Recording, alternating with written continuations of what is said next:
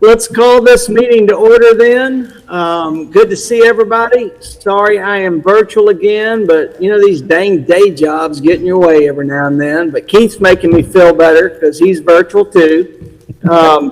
Let's see if anybody did any homework. If you visited someplace that was unique and neat and saw something that we may have forgotten about. And Jessica, I'll let you work the room and call on people because they're super tiny from my point of view.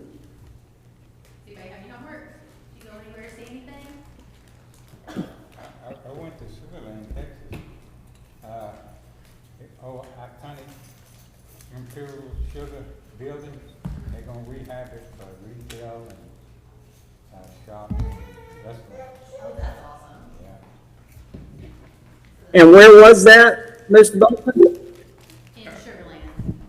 Ah, The Imperial Sugar Building, I think it was 1925 they built that thing. But they're gonna rehab it for retail and et cetera. they're following Waco's lead. Sugar Lake, Yeah, Sugar Land, Sugar Land. Imperial Sugar. All right, anybody else? Amelia? I would have said this last time we had our meeting because it was over spring break, but I came in late.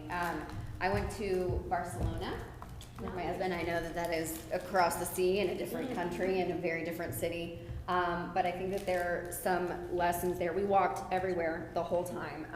And it's really clear that the entire design of the city is made to be pedestrian friendly, and how that doesn't really actually affect traffic in the negative way that you think that it would, but it really promotes people being outside and being in community, and is also healthy, by the way.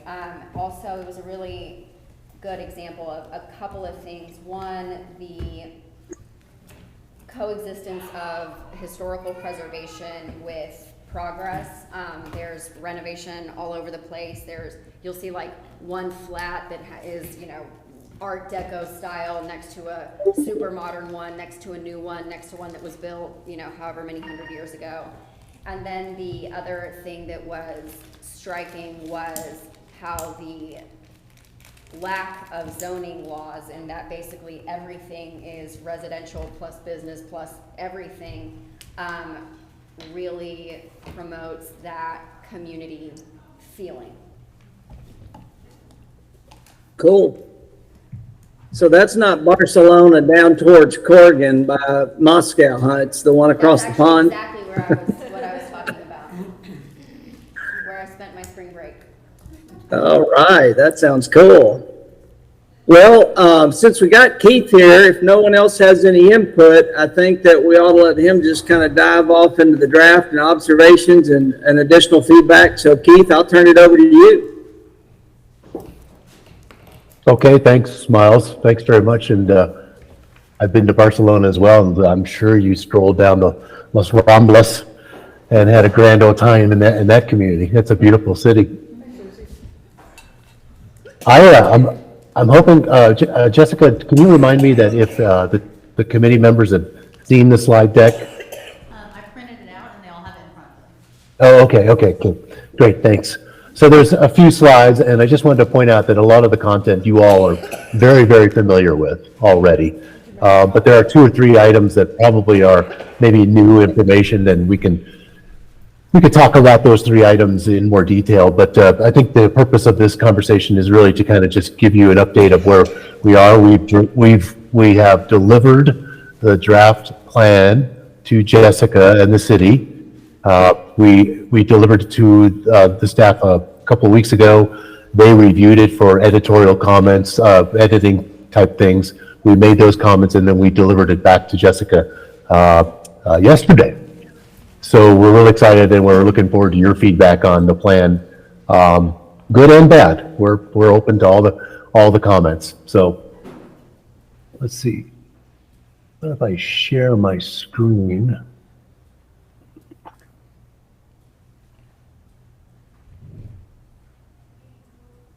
Trying to figure out, because it's always different in every software program. It should be a little square with an arrow on your bottom toolbar. Yeah. window. There we go. And also just a note, y'all, if you haven't checked your email since last night, we got the draft back, like Keith said. I emailed the draft to y'all. I don't expect any of you to have read 189 pages overnight. So we'll kind of do more edits, and we'll talk about the timeline on that towards the end, but we'll let Keith go over all his stuff first. Now, can you all see the presentation? Yes. Are you seeing it? I'm sorry, I've got 3 monitors here. Are you seeing, do you see my cursor on the screen? Yes. Okay. Let me see if I can start this from the beginning. And that will screw that up significantly. So let me just get to a larger size.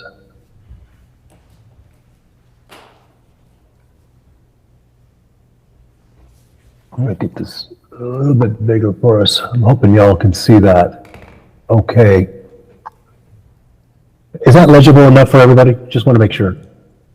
Okay.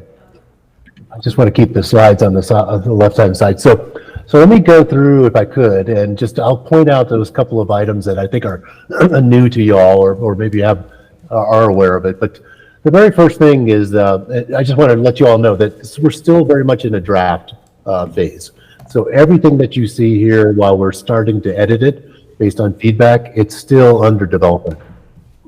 So you can see the draft vision statement, and on the left-hand side, I would like to make sure that you all have a chance again to look at that and make sure it reflects your values, what you guys believe is accurately depicting the vision for the downtown. So this is we've made a couple of site edits based on editing comments from the staff, but for the most part, it still remains intact.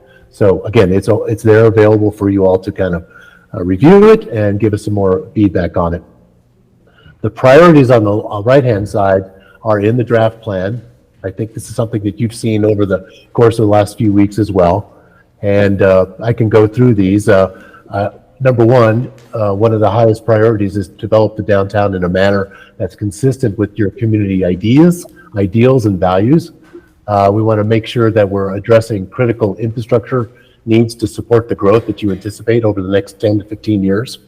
You want to make sure that you're balancing development in the downtown area and in the community with your historic and natural resources, and you're absolutely working to build upon the character and scale of your downtown.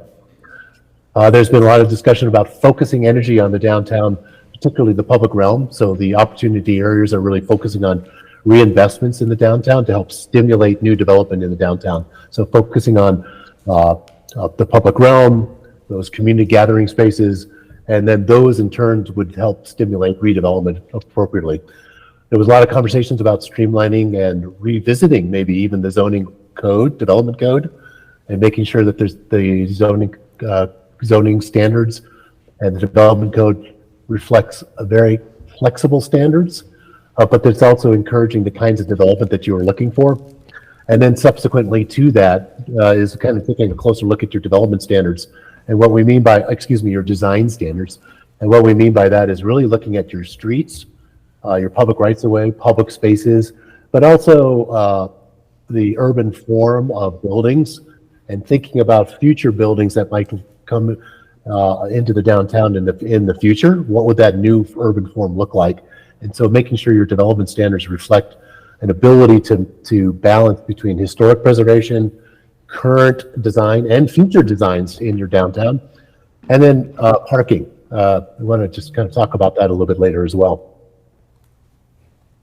Some of the key questions that we focused on, and this, again, you've seen this before, but the question immediately was, is there something about what's going on in the region and in the community that might be threatening your ability to actually to redevelop or develop or entice and invite new development into the downtown? Are there competing markets out there that you need to think about? What exactly is preventing property owners and developers from wanting to initiate projects in the downtown? And I think in part we've heard that a lot of it has to do with maybe timing, it's finances, but it's also maybe some code related issues as well. And what are the other tools that you might need to help balance and help incentivize that new development? And are your historic preservation tools that are in place now, are they effective and adequate? And y'all have done a fantastic job over the decades in terms of maintaining and preserving your historic culture. But are there other things that you could be doing to actually make sure that you're balancing, landmark sites, historic districts with new development as they come online? So in the downtown plan, there are some key design principles. These have been highlighted for you, came from you all over the course of the study. Your downtown is a destination place. We talk about the 15-minute neighborhood. I want to make sure with you all that that's something that's understood, what we mean by that, because again, this is your plan. And so if this is something that's not quite understood yet, let's talk through it and try to sort through that. The relationship between what you all are trying to do with the downtown and Stephen F. Austin State University, how can you work together in terms of long-range planning? We introduced this notion of complete streets, thinking about streets that are designed and amenable to all people, whether you're driving a vehicle, riding a bicycle, perhaps in a wheelchair, bound by a wheelchair, pedestrians, children, elders, so that all people can use that space safely and comfortably. So we oftentimes talk about the complete streets concept. Really understanding your blocks and streets. You have a really great urban form. We've talked about this. Your blocks are walkable distances. I feel like it's a very safe place to be. We did get some comments from people thinking otherwise, but I think there's some things that you can do to actually increase the safety for pedestrians in your downtown. So public safety becomes a part of that conversation. Balancing local interests and tourism and services, and then really looking at these gateways, these entry points to your downtown, and celebrating those and trying to understand what do those gateways want to be physically, what do they want to look like as you develop your plan or implement the plan. And folks, if you have any questions, feel free to interject at any time. So this map simply documents the historic districts. It also outlines the 1846 historic city boundary line, but we've also included the half mile, quarter mile walking radius in there. So that's typically what we use as urban designers and urban planners to think about what's an average distance that somebody might walk within a downtown area or a district. And it's usually a quarter mile or a half mile. So it just gives you perspective of that on the map. I wanted to point out the transition areas. We define what those are in the plan. I think they're defined as neighborhood transition areas in the plan. You can see the cross-hatched purple areas. These are just defining a couple of the key areas where different land uses abut each other. Maybe they're separated by a street, or maybe they're separated by a geopolitical boundary, like on the far west side. You can see the transition area there. It's assuming that there might be some development on the downtown side, but we want to protect and preserve those neighborhoods on the other side of the downtown boundary, and we call that the transition area. And we think about the urban form and adjacencies and compatibility as development occurs over time. And so we've identified a couple of key transition areas, and if there's other transition areas that we need to map on the map, we'd be happy to identify those. But those two purple areas, Mound Street and the area to the west, have been identified so far. We'll talk about the Shawnee study area as well. It's in the blue. Of course, you all know where it is. We have right now just identified this general area in blue. Jessica, Brian, and myself will talk about this a little bit more, but the city wants to initiate an inventory and assessment of the resources within the Shawnee area for the purposes of potentially nominating the area as a historic district. So that initiative is just now starting, and you all don't really know the area that might eventually become a historic district. So we're identifying this general area in blue as the sort of study area for now. That could change. And then this also shows landmark sites in yellow that are on the periphery, or some of them are actually in the downtown area as well. The character areas, we all are very familiar with this map. I just wanted to point out a couple of things. If you can see my cursor, right where it says downtown study area, and it's pointing to the blue area, the perimeter. There is a little area to the west of the railroad tracks that didn't really get assigned to a character area.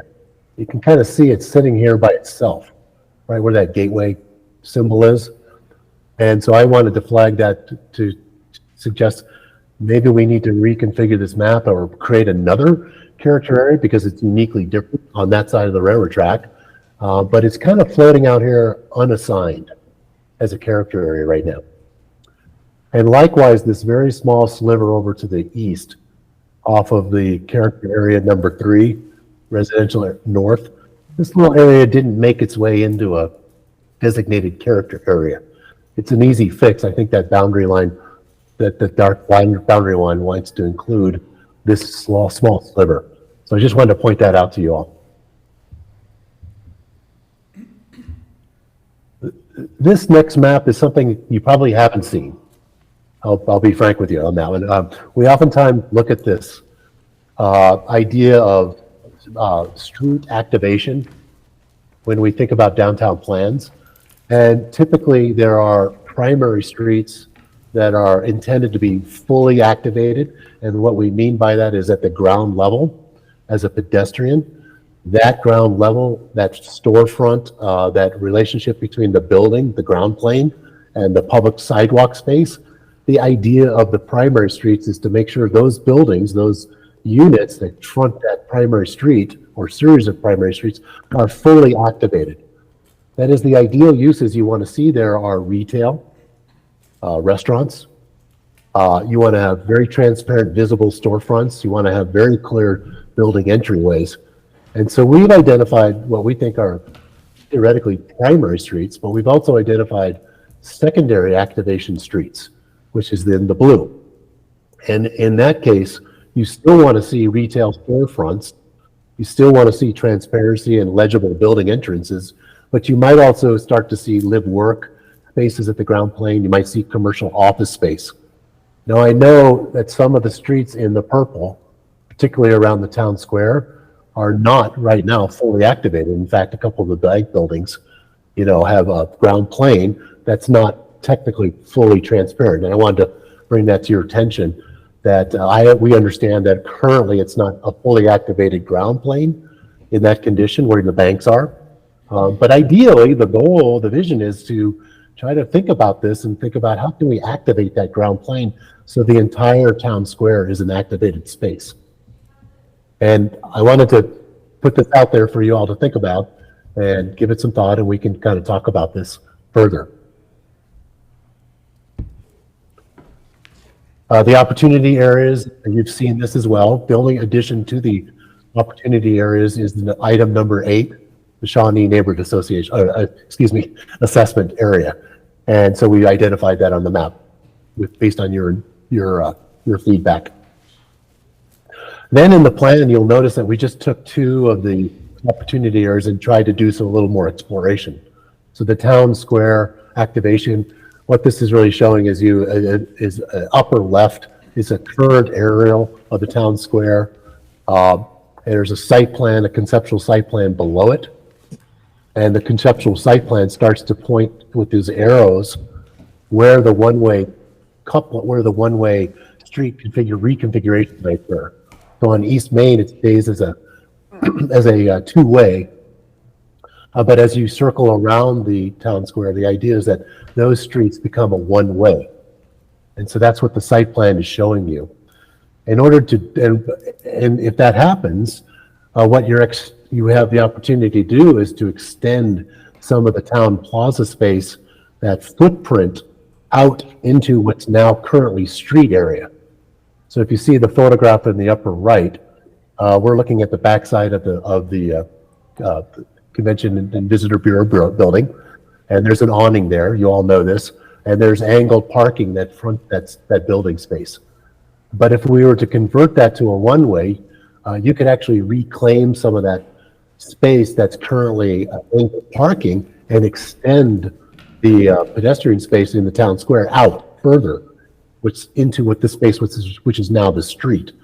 And so the before and after photograph, the before photo of the rendering below gives you an idea of how you can start to reclaim some of that space and create more space in the town square space, plaza area itself.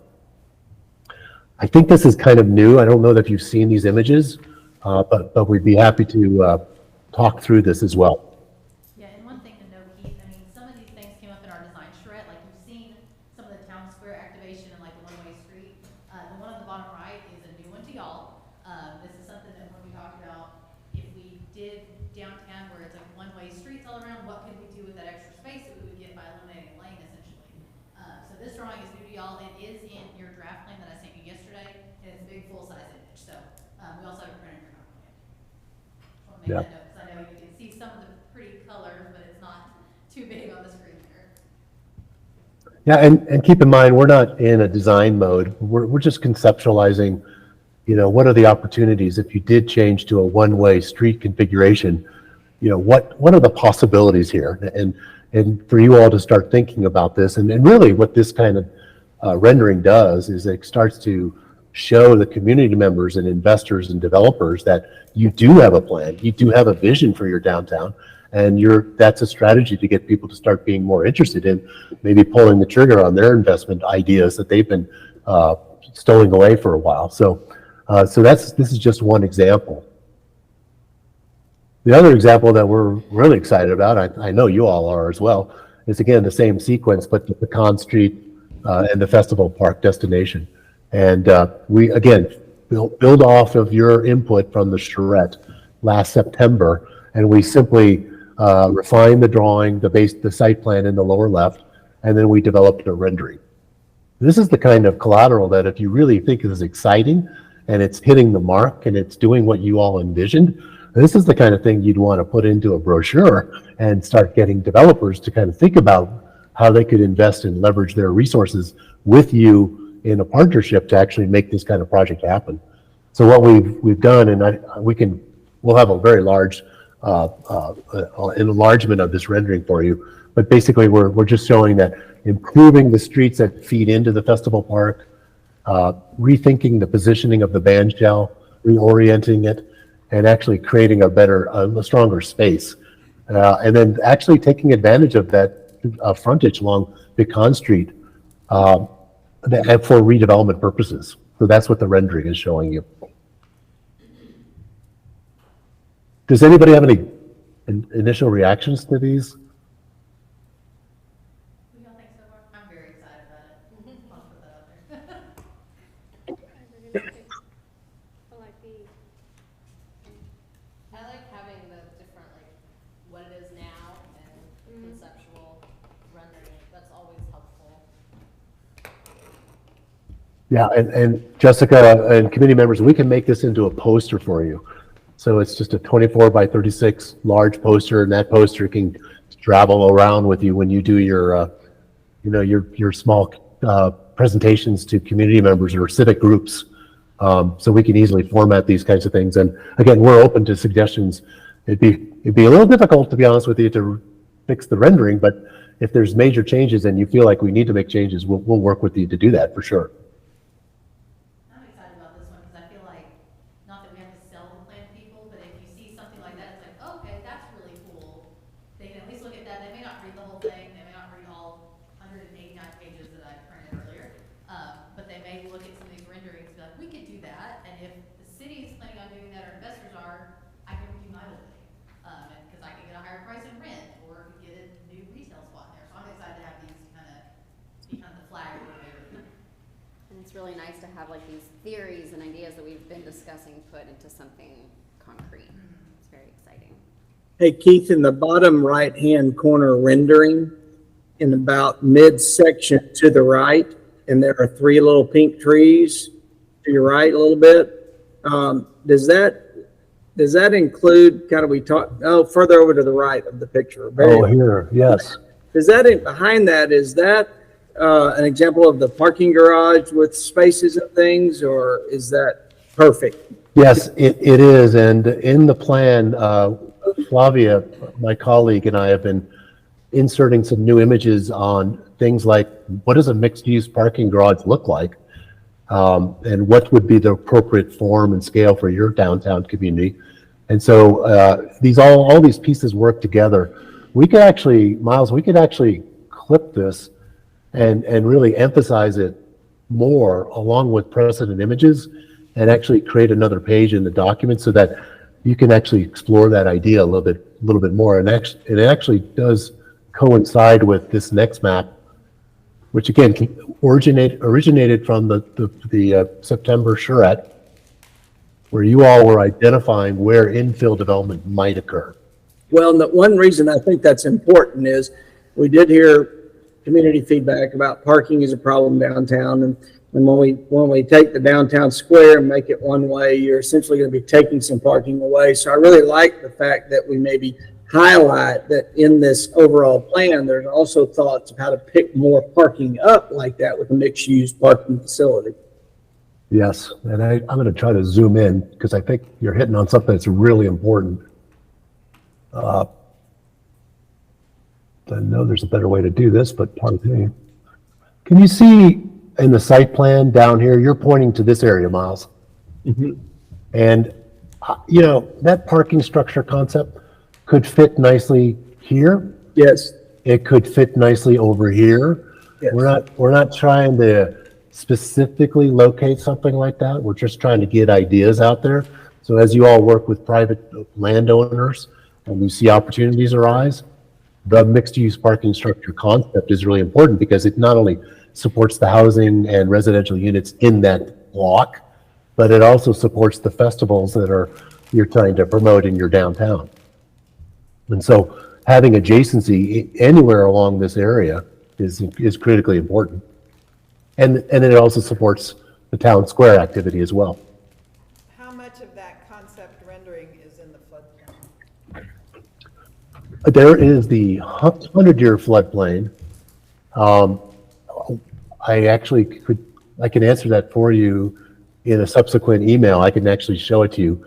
We have a GPS overlay of where the 100-year delineated floodplain is. And I believe that it sort of kind of follows this line work, if you can see my cursor. So the buildings, I believe, were outside the 100-year floodplain. This gray area is theoretically a surface parking lot. You could mitigate the parking structure where the building structure is actually raised and allows that floodplain mitigation. There's lots of design ways of dealing with that issue, but I believe that all these brown building footprints were out above the floodplain area.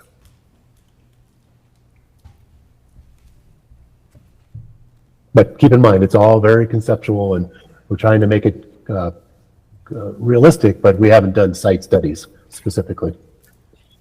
So this might be new to you all, I'm not sure, but again, we took information from the September charrette, and there was a map exercise you all did about where infill development could occur. We simply cleaned that up and put them in red dots.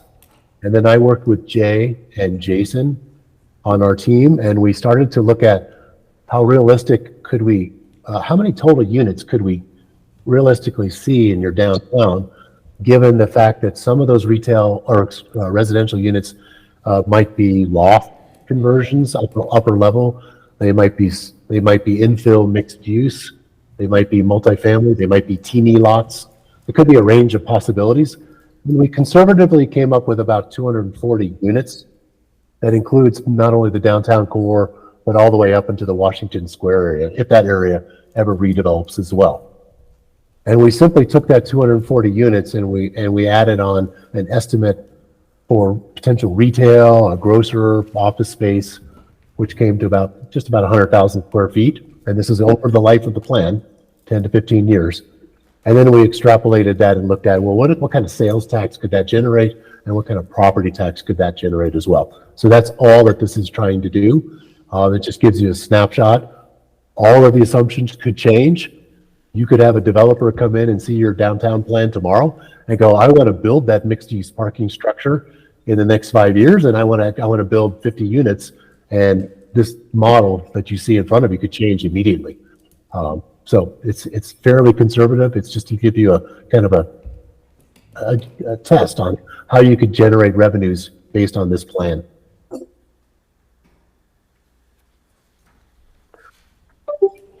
So let's see. Some key takeaways, if it's okay if I move on. Some of the key takeaways is clearly the downtown plan needs to align with the overall community values and your strategies for your downtown plan.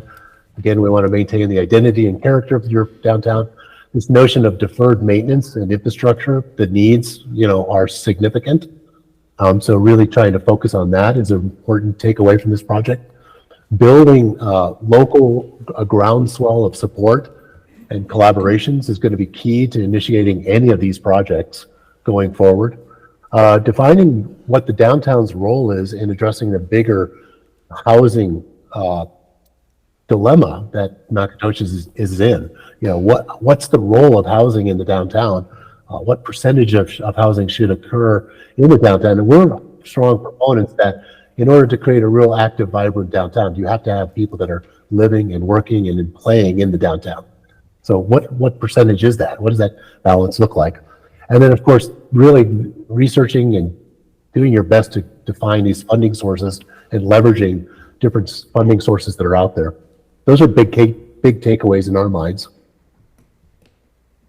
The strategies going forward it's always clear to us that once we're done with our job as consultants working with you, someone has to be the champion of your plan. It could be a whole department, it could be a group, it could be the Main Street program, but somebody has to say, we're the champion. And that's really critically important on the implementation. There's a lot of plans and programs that are interrelated. Capital Improvement Program is a good example, future transportation plan, economic development plans, financing plans, all these need to relate to each other. So we need to understand what those plans are saying in more detail and refine them as we keep going forward. A big thing that you could or should do in the first 2 years is revisit your development code and seriously look at things like, and I'll lean in here for a minute.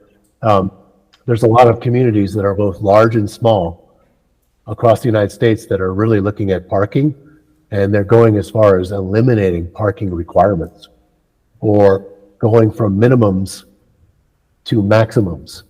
And so you're not that far off with your code requirements when it comes to parking, but you could do some things that would actually change radically your ability to do things in the next 5 years. And thinking about just eliminating a requirement for parking and let the market and the financial institutions sort of drive that. That's happening in small communities like yourselves to very, very, very large communities, Minneapolis, for example, all across the country. And then, of course, identifying and leveraging funding sources, that's key to projects. Did somebody have a question? Okay, sorry. I won't spend a lot of time on this. I just basically try to highlight that over the next few slides what we have in the plan, and I just tried to put it out there for a slide presentation. So I don't want to take all the time here to go through these, but I've not seen anything new. It's in the plan. We're very familiar with this. So thinking about character, land use, and character, promoting mixed-use infill development is key to your success. Again, going back to how much housing is appropriate for your downtown is a really important strategy to think about. Your zone districts, looking at, I'll just flash forward here, thinking about, sorry, I should have put this in better order, right here, the code audit. So if you're not familiar with this, so we're in a visioning plan, a comprehensive plan. We're not really doing a zoning change, but oftentimes the very next thing that a community might want to do is conduct what's called a code audit, which is really a highlighted fast forward study to hire a consultant that does these code audits on a regular basis to review your current code, to define whether you're in conformance with best practices within your region, within the state, within the United States, and then to identify key gaps. And it's not intended to do the rewrite of the code. It's really intended to identify those three things. Where are the gaps that you need to address going forward? And you can do this internally with staff support, or you can hire an outside consultant to do this. And these typically take 6 to 8 months to do. It's a really important thing. Keith, one thing that I would, I ran through the plan when we got it electronically, all 171 pages. And because we've been working on this a year, first of all, I really see that y'all have listened. I see a lot of the things that we talked about, even picking up that Shawnee section. I think we captured some of those concepts of what happens if the park is turned, or we begin to have smaller street venue spaces, the parking situation. But as I read through it, I've played the game the entire year now, so I could follow it and understand it. But I saw it has an executive summary and all, but I wonder, do y'all assist in kind of that next step? Even if we were going to present this to the city commission and you were going to send the plan to it in its final stage and they read it a day or 2 or 3 in advance, but then you go there to make a presentation, you're almost going to have it boiled down, because there's little things like infill development or things of that sort that the citizen that hadn't participated isn't going to get. And you're going to have to be able to say, look, here's 5 or 6 examples of what can happen. Do you help us package that into what I would call common language to be able to show people what this vision ultimately could deliver? Yes, absolutely. Short answer, absolutely.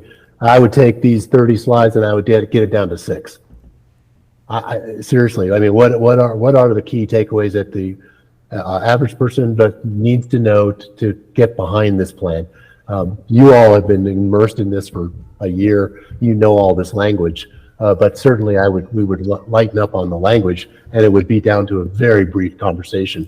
But your point's well taken. I wouldn't do this in front of even an elected body trying to approve the plan. Yeah, and we'll go into some of this in more detail later, but Keith and I actually had a conversation earlier today about this too, about the different ways we kind of promote this plan as we move towards adoption. And I think it's going to be a multi-pronged approach. Some people are going to want to read the entire thing. So we'll have printed copies in different locations, tell people where they are, they can read it. All of this plan adoption will first move through the Main Street Board, then planning and zoning, and then ultimately city council. All of those have public comment sections, and we'll advertise it as public, and kind of have that boiled down version to present to our boards in addition to the full document, and then let the public come and comment that way. We're also going to rely on some of y'all to, if there's a group that you're meeting with that they want to hear about it, we can take that presentation to them, show it to them, get comments, and then kind of feed all that back in. So we'll have a more outlined framework for y'all a little bit later once we're kind of good with this draft and we've endorsed it. Then we'll start promoting it to everybody else, because ultimately we go through those couple different committees, we do public outreach, and then once we are, as a committee, done, we will take the city council for election.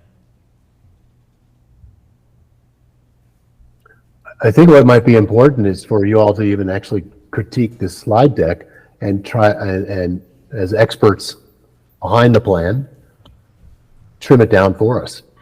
For instance, on this slide, the 2 big takeaways to me is initiate a citywide mobility and access plan.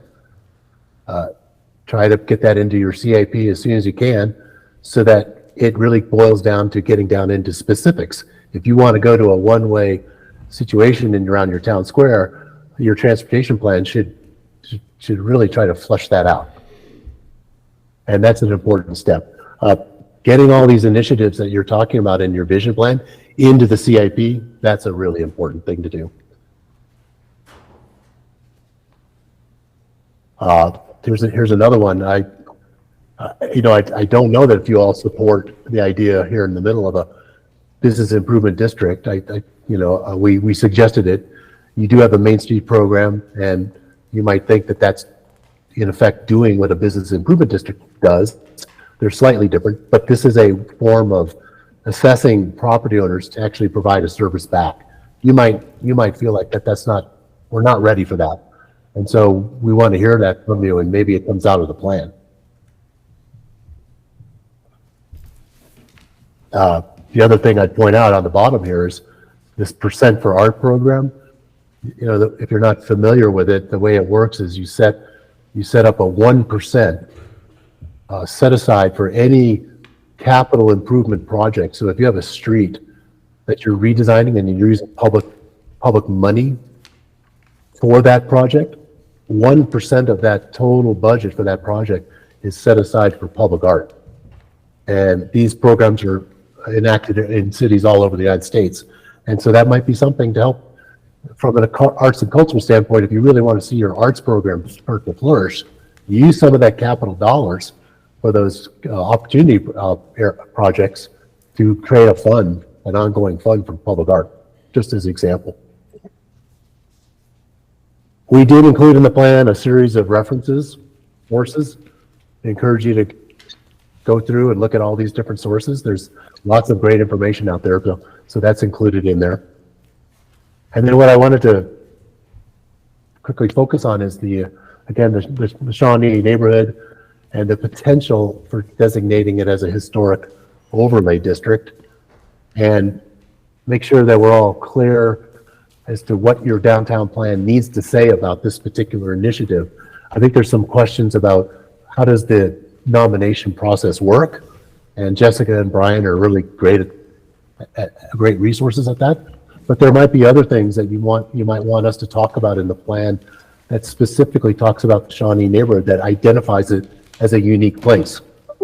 And maybe we're not hitting the mark on that yet. So what are those unique qualities about this particular neighborhood that we need to talk about in the plan? And we'll be happy to make those adjustments going forward. So I don't know for sure what all those things are. I've been through the neighborhood three times.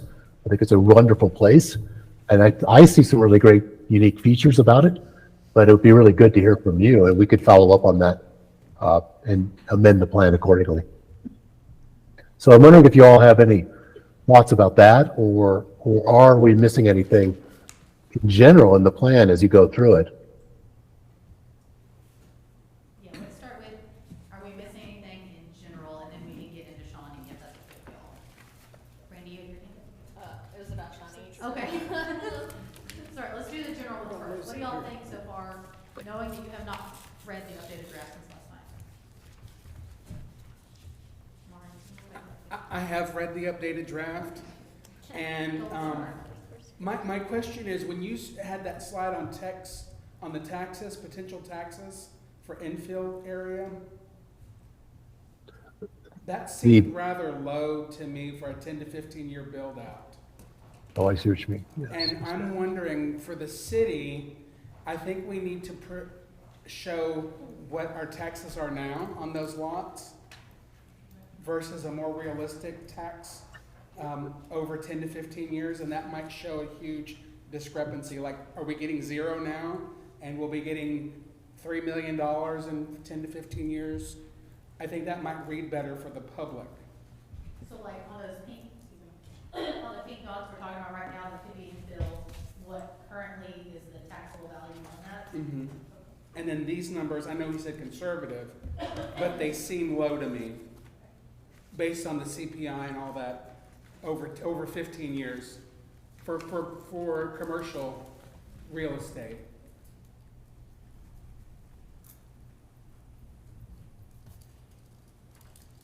I have to agree, Mario, the only way people are gonna be interested in that is they see a comparison from today for 10 or 15 years. That's not gonna mean anything to them without that. Yeah, and we should be able to pull that data. We'll have to get kind of more of a lot definition of, here's where our pink dots actually are, but we should be able to pull the data on what it currently is. So I don't think And it's 240 units. Is that 10 or 15 years, or how many are now? Keith, is the 240 what could be in 10 to 15 years? Right, the 240 is in addition to what's there today. In addition to, Yeah, so you have about, as I recall, some 800 plus residential units in the study area today, and the 240 is on top of that over the course of the 10 to 15 years.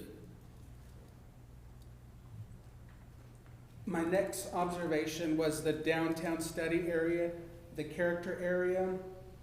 Was that the farmer's market Yes, the one that wasn't defined, Yeah. train Yeah. track. Oh, is it? Because the depot's there, right? The depot's right next to, Yeah, I believe right where the little red star is kind of our railroad depot, farmer's market, the old, water treatment plant. Kind of that whole area right there. I thought we talked about that being an entertainment district at one time because moving the farmer's market would open up that for something, plus the restaurants there, Bonita Creek. Just, I remember us having that conversation. The farmer's market's in number 9. Is it? Yeah. Because it's on the east side of the river. It's not identified at all on here. Well, I mean, you can see the tiny little roof section. It's at the bottom of 9. It's right next to Bonita Creek there. It's on the east side.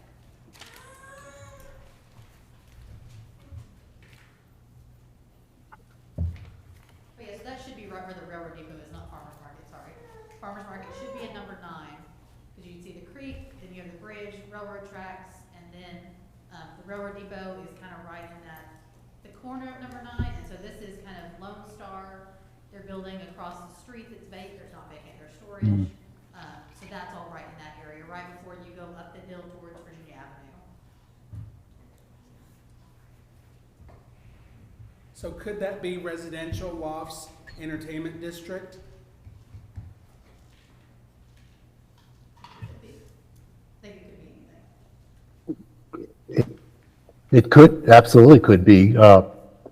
Would you want us to take this outline that I'm showing with my cursor and call that out as its own unique character area? Or does the north half of West Main blend in with character area 9 and the south half blend in with character area 8? And I don't think it does because the railroad is really bisecting them.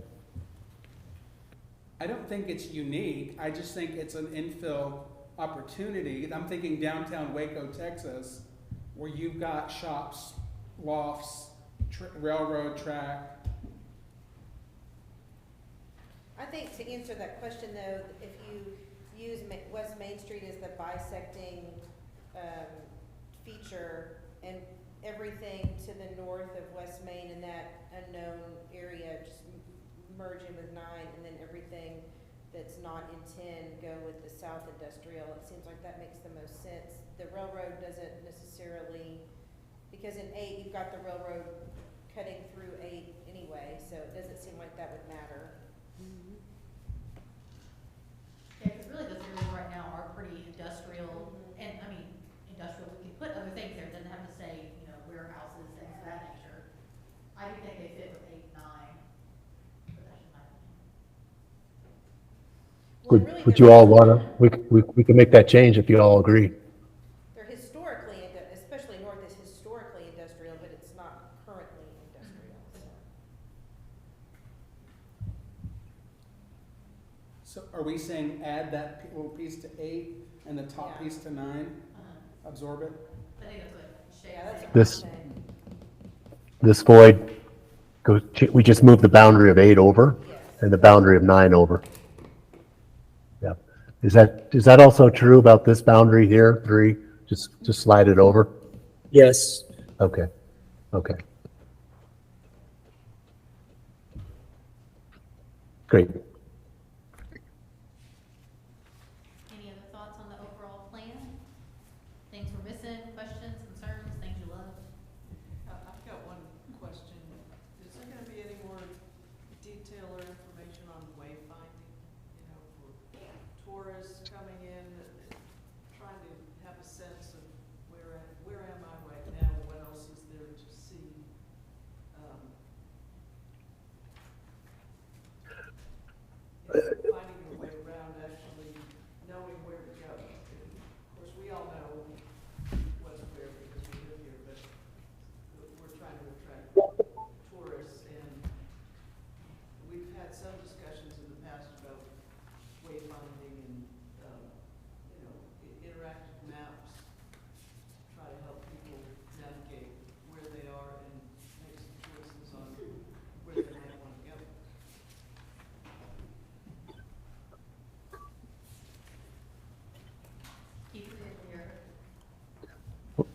for this phase of the study, my understanding is that we're not necessarily taking it to the next level to understand what those strategies are specifically in terms of the signage concepts but opportunity areas 6 and 7 are kind of getting at a broader concept of how do you market and how do you physically brand the downtown? What do those landmark entry points look like? What do those things look like? We weren't anticipating of going much further. We have the capability of doing that, but maybe I might be missing something, Jessica. Yeah, and I think what we've talked about up to this point, and of course this is kind of y'all, so they've talked about our gateways and kind of gateway signage in general. Not necessarily put it exactly right here or do this exact design. And like Keith was mentioning, in a bunch of our pilot projects, most of the pilot projects talk about those key strategies, and we list doing interpretive signage, wayfinding signage, but not necessarily we need this type of signage on this corner or pointing this direction. But more just in general, district, of course, we're not talking about super detail, but, didn't know if you had any information on just more conceptual, ideas of how to navigate through or interpret where people might be going. I know we don't have necessarily contained entertainment district and sometimes it's all interspersed, but didn't know if there was any more conceptual thought into that. And maybe that's just too detailed for what we're doing right now. Yeah, because some of it, I mean, of course, we want some detail on there, but we also don't want to pigeonhole ourselves into one It's spot. gotta be big picture, we're Yeah. not talking about stuff right now. And I think if there's, especially one of the pilot projects or one of the areas that you're like, we need to talk about wayfinding signs or interpretive signs or whatever in this key area, write that under comments, because we can take that and Tori and I can do research or kick it back to Keith and his team and kind of say, hey, we really, especially in this area, whether it's downtown core, Shawnee, something like that, we really do need to talk more in detail about X, Y, Z item. We can do that. Just as of right now, they're kind of listed as gateways, wayfinding signage in general, in certain pilot projects, but not super detailed. We can add that. It's just up to y'all to give us that feedback that we need to talk about the signage in this area because I think it's really important. Well, we're in the unique position of the CBB being downtown, it's like a central location. And normally when I go into a town that I haven't visited before, I'm going to have an idea of where I'm going before I get there. I mean, because I would like, if I was my first time coming to Nacogdoches, I'd want to start at the CBB and either walk my way and then come back and then drive my way. But that's a lot of way to find the signs clogged up the aesthetics of the city. So that was just my thought. Yeah, definitely is a delicate balance between, you need wayfinding signs, but not too many, but we do need them in certain areas. And so some plans, not all downtown plans, leave that more up to the community because have either the Main Street Board or CBB or design committees kind of decide, we do need wayfinding, but maybe only 10 of them in these certain areas so we don't clog it too much. Because we do have the downtown marker and plaque policy and as well as signage policy, so that way not every single building puts a 20-foot sign on the front. We don't have 40 different signs hanging from every light pole, post, things like that. So it definitely is a good, delicate balancing act. Is there anything else that y'all loved, hated, think we're missing? And of course, this is not your last time. We'll kind of go over the schedule, but I sent this to y'all last night. Make your edits, rip it apart again. Once again, you're not gonna hurt my feelings. Keith's got kind of tough skin, we'll be fine. So if you have edits, just write them on there too. But I think next we wanted to talk a little bit about Shawnee, unless y'all have anything else, just general thoughts. Can I start with Shawnee or Thanks, Randy. Brandy's gone over? I'm confused about the ask here for Shawnee. because I've read the updated plan, most of it, and there's talk about a displacement policy in the plan, and I'm wondering, are we trying to make it historical because it's unique? Are we trying to keep it the same? I mean, what is the goal of identifying Shawnee as historic? And of course, I may not be aware of all the historical implications, but I'm just confused. It's confounded with a displacement, with market values, with once you change something, the whole neighborhood will change because of its proximity to downtown. So are we gonna have those policies in place?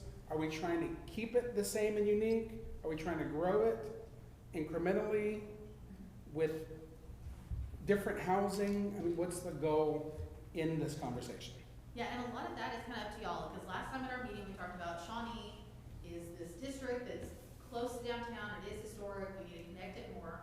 And so part of it, I'm gonna ask Brian to come up here in just a second, since he was making sure he was listening to me. And we're gonna talk a little bit about historic preservation, because that was part of the conversation about, creating a new historic district over there.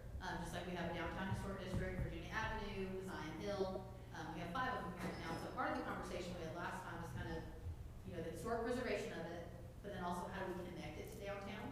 And so that's kind of what we're hoping for everybody to define today is, you know, we'll go over the historic preservation part and how that impacts it, but then what do y'all want to see in this pilot project? Because we brought up, needs to be a pilot project, what does that look like from this community? Is it, we want more housing there, we want better walkability to get people to downtown, like what does that look like? Because it was brought up that this needs to be a pilot project, we need to focus on it. So that was kind of my question to y'all, is like what portion of it do we want to focus on? And here's another question. Does that neighborhood want to be connected? Do they want a Whole Foods grocery store at the corner there where that gas station's been vacant for 12 years or whatever? Yes. You know what I mean? Because what is the ask? What do we want for that? I don't feel like I can answer I that. think what Well, let me Brian out- explains okay. what being designated a district is, it gives us a little more clarity, because people think that being in a designated district is one thing, and it is really not what a lot of folks think. So, Does it have anything to do with the organization of a group of people in that area wanting to reproduce Church Street up there? That was Sorry, say that question again. the historic district, Shawnee. Does it have anything to do with that group of people, which is very active, trying to pull together and reproduce the businesses that were once on Church Street up on Shawnee? Yeah, and that's where part of the conversation started, because there is the E.J. Campbell Alumni Group. Right. And a few other groups in town that talked to Brian and talked to a few others about, you know, we have this great district over here, this great neighborhood. There's so much history here. How do we preserve it like other places in town? So Brian, you want to tell them about some of the conversations y'all have had about Shawnee and kind of their options for the historic district? We kind of start with the foundation of a historic district does not change what the district does or can be built. We're kind of need to separate, think about putting a blanket over a geographic area and saying this area has historical significance does not dictate what can be built necessarily in that district. Is that, I mean, we're talking about kind of two separate things, and oftentimes people confuse those. So when downtown was designated as a National Register Historic District and as a local district, that didn't dictate what could be built in that district. So what could be built in that district is what is appropriate for the district. So that looks at the history of the district. So when we're talking about Shawnee, a recommendation could be, if there was a taxi cab stand on this lot, that would be an appropriate structure. That doesn't mean that's the only structure that can be built there. Does that give you a little bit better clarification? So I mean, I think it's easier to step aside and say, let's not talk about a historical designation and address what Keith and Jessica are talking about. And that is, what is the vision for that area in terms of y'all saying we want it to be connected to, what does that mean? And that's really at the root of what Keith and Jessica are asking right now is, the committee and others have said, this needs to be a focus area, this needs to be a project area, but what does that mean? Because But if you build a 5/1 condo unit at that corner, that changes the character of what it looks like now. And it raises property values in that area. So we go back to displacement and we go back to, yeah, they can build whatever, but who's the arbiter of what's appropriate? And And what do they wanna put there? Well, but the See, whole, with that organized group that's already working on that, But what I'm trying to get y'all is to step away from a Whole Foods, an apartment complex, that's not kind of what this discussion is. It's about answering that question, how do we connect that area to downtown? That was question number one. Is what does how do we that mean? connect How do you it define to that? downtown? Am I off track, Jessica? No, because that's what was brought up a few times, is that Shawnee is so close, it's in walking distance if we have good sidewalks, stuff like that. I think we better ask. And we have a whole group of people living there that don't use downtown, but easily could, and it's more connected. So how do we make that connection, is what I heard in some of the conversations. Right, so we are just taking what we heard y'all say and saying, tell us what that means in more words than just connecting it to downtown. Yeah, because you'll see in some. Because of we the don't wanna have staff influence on, I mean, Jessica and I could get with Keith and say, hey, this is what we think connecting it to downtown means, but we've avoided having that because we wanted to hear that from this group. Well, the neighborhood don't consider that service station that's in They disrepair. don't consider that That's a not part of it. Shawnee. Correct. It's not a part of the Shawnee area. well, Or the they other, don't consider it. the other consideration is that before something even becomes a national historic district or a local historic district, there's a lot of assessment about what's a contributing structure, I mean, this is not something that we even have any kind of control to say, this is gonna happen by the time this plan hits the publication, because I think what they're saying is that we're gonna look at, is this even a feasible, is this something the community wants, is this feasible? But our call really is to figure out, in presenting to the public, we are publicly saying that number 11 here is, we consider it part of downtown and we think it's important. And we've been saying that the entire 11 months we've been working on this, and if we don't make that statement, then we tell them, take 11 out of it, and we're ending downtown at University Drive. And that's what, you'll see in a lot of the pilot projects that we listed on here, it's just kind of a summary of, here's the, whatever area we think is part of downtown, should be connected, and then you have your key features listed on, here are the ways we should do that. So that's what I'm hoping to get out of Shawnee. Of course, we may just have 2 sentences in there when DGJ and all of us are done with this, saying, let's pursue historic overlay, preserve the neighborhood, and we want walkability, lighting, whatever that looks like. Well, what is the master plan for the city, including about Shawnee? As We far, mean- We I don't mean, have, we're the downtown plan. What is the master plan including about the historic, that's Comprehensive plan. comprehensive plan. Yeah, so the comprehensive plan is gonna, You gotta come up here to the microphone. my understanding is they're studying that too. Is- Yeah, so the comprehensive plan is more high level than the downtown plan. It doesn't get into the weeds as much. So it'll reference the Shawnee area Oh, okay. and identify that as an area of further study probably, but it Well, won't now, go will it into the reference it, details like, Excuse me, Shawnee or historical, what we call it, well, it's not a historic district yet, so probably just identify it as the Shawnee neighborhood area. Shawnee neighborhood. Yes, ma'am? And that's the way we've been referring to it as well as the Shawnee neighborhood, because there isn't a historic designation. Just like other areas of the city have historical value, but they're not historic. But Betty's Pecan saying- Park is a historic park, I'm saying, have we but it doesn't discussed? have a historic designation. But there's a very active group there. Yes, there's a very They active have a group. plan. Right, and I'm not discounting them, I was just trying to get y'all to separate that thought But I process. think we have to know what they're really doing to be able to do that.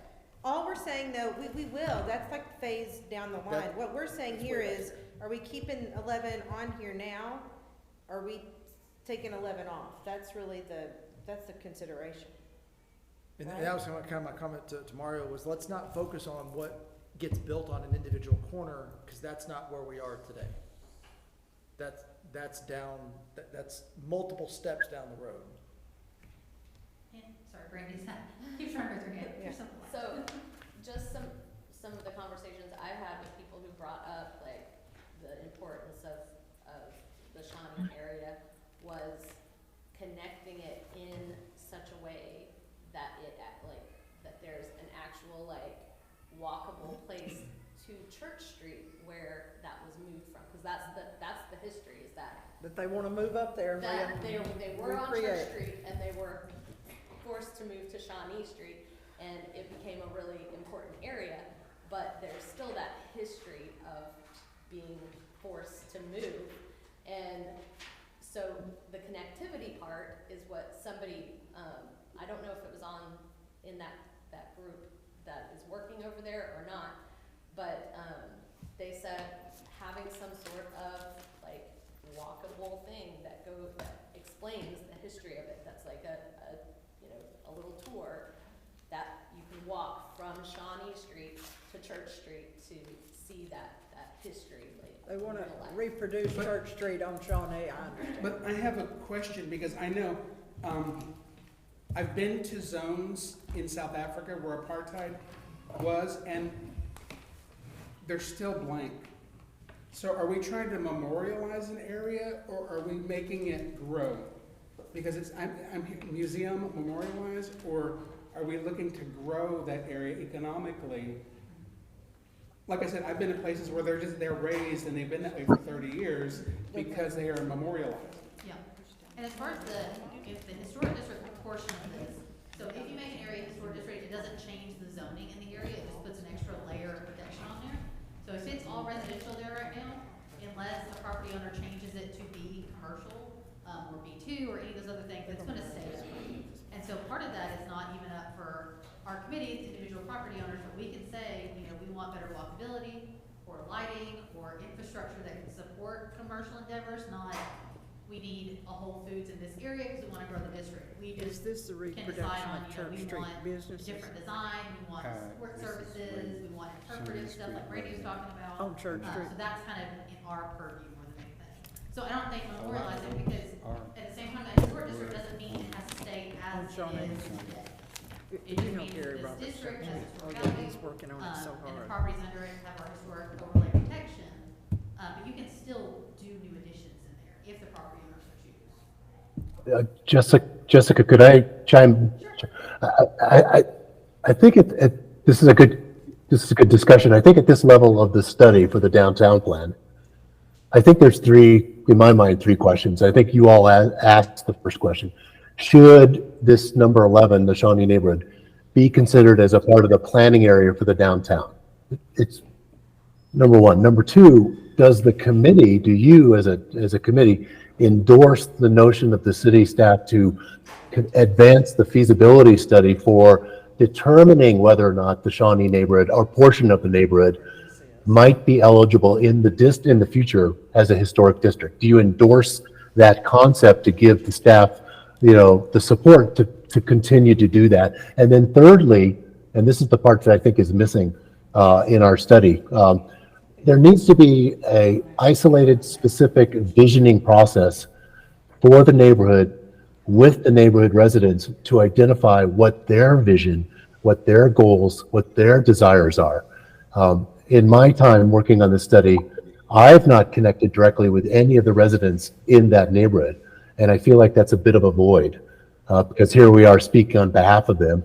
And so I think the third piece is that the recommendation is by you all is for the city to advance what would be called a neighborhood study to work with the neighborhood residents to identify their own vision and objectives for their community. And we haven't done that as a part of the study. So I think those are three tangible things that could come out of this study and get you moving forward towards the next steps. Well, but he just hit the nail on the head. Yeah. I feel like we've been speaking on behalf of this section. And we should have met with them. And, should we add them? Should we include it? Should we, it feels awkward to me. Well, So I feel like, let me, and Keith was trying to get everybody to step back to the big picture, right? And that's what I was trying to do, is let's not get into the weeds, let's kind of step back and look at the really big picture. So, yes, staff have met with a number of people in that area. And yes, staff are working with them but that's on a granular level. We need to know, is this something that y'all think staff should continue to do? Right. Or it's not worth it, step back. I mean, that's, Just not making any calls or any decisions or anything, Right. it's just, is this something that we Or not. yes. want you guys to And that's look what Shay into? was And what is it getting with at too, is Seems like do we we are- leave this on the map or do we cut it off the map? kind of thing. Seems like the fact that we discussed it so much. would mean I think we would be remiss by taking 11 off. There are none of those sections, We're at 21. 6, 1, 3, 4, none of them that we're saying, this is what must happen. We're saying, this is an area we want to focus in, and there'll be continued development to see what that focus is. It seems to me part of that section 11 fit in that original square mile radius that John talks about. It's bordered by that. And to me, my gut feeling is that though we don't have exact plans for what happens in section 11, we don't have exact plans on what happens in section 6. We're saying it's an area that we think should be included in the studies and conversations going forward. Yeah, and I know y'all haven't had the benefit of seeing some of the comp plan drafts, because there are certain areas in the comp plan where it says we recommend this area for a further small area study. So it's not saying we need lighting sidewalks, but it's saying that yes, y'all need to do more studies, and then we kind of determine how that looks, and that could be focus groups with the neighborhood, talking to people that used to have businesses there or currently do. So we can list that as one of the key features in that focus area is we should do more study. So it seems like do a study to do a study, but that's something that is needed. Yeah, one of the key things with one of the groups is the E.J. Campbell group. Formerly Cameline Carter and went back, it was E.J. Campbell, Cameline Carter went back to E.J. Campbell. The preservation of that building is an issue because they feel like it's established historic. Then there is grant money to help rehab this building. And that is one of the key factors that's pushing them to say that this need to be in historic area. And of course, there's only about 3 or 4 structures from East Main to Butler Street, which is now MLK, that has the old structures in that street. Absolutely. Yeah, and that'll become a big factor when we start having kind of those focus group meetings and looking at, registers and, historic districts is what's still there, how do we preserve it, and learning a lot of the history of that area that even if the building's no longer standing, there's still history there. So I think that'll be important to, I think that warrants a small area study, focus groups, things like that separately. Hey, Jessica, if I could. Yes, sir, go ahead, Lynn. So, for the comprehensive plan, city council really wanted it to be neighborhood oriented and identify unique neighborhoods that could either be preserved or should be reinvested in, and so you'll see that in the comp plan already. As this area is a place for opportunity, an area of opportunity. The area, the city plan has already looked at that. Yes, ma'am. Okay. So with this discussion, I agree that it should stay in. So everybody's good with it staying in and Yes. keep that, give you enough to kind of start writing some of that. Yes. Well, are we gonna leave 11 on there or not? Yes. Yes.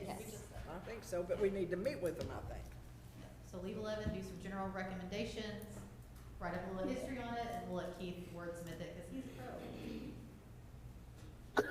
Well, again, that was my number 3 item. Now that you made a decision that it's included in the boundary, the study boundary, that's great. You've endorsed the staff to continue to advance the historic overlay district feasibility. How can you remember? The third thing is then you're recommending as a part of your downtown plan that one of the next initiatives is to conduct a neighborhood, what I would call a neighborhood study, and work with the neighborhood to define their goals. 43, I was born in 40. Yes. Thank you, Keith. Perfect. Because One other thing I want, right, a few other things I wanted to point out to y'all before we move away from the draft. Again, if you've read it, Mario gets a gold star, whoever else read it gets a gold star. But a few things we talked about last time that were missing, that I did want to point out that have made it in here. The 1846 square mile, on page 20 is fully defined. We did a bunch of research, had John bless it, because he is the expert on all of this.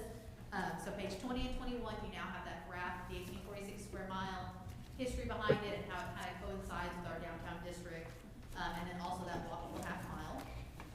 We also talked about it again on page 23 with kind of our downtown study area and how all of those things really coincide together, so you'll actually get a good graphic of that, because I know we talked about last time that we had a graphic, but I didn't have to show y'all, but it's there. Also, one of the things that I know Dr. Beisel brought up and a few others, we went into the last draft really in depth on some of the 2003 comprehensive plan elements and kind of how those refer to downtown. And a few people said that really felt more like an appendix or some other document for us to reference. So on page 28, we have previous comprehensive plan policies, and it's a real brief overview of those. So we don't go in depth on each one, and then Keith and then put it in an appendix, so you can reference that whole, all that information that we put together last time. It's just not square in the middle of our plan anymore. So we have that.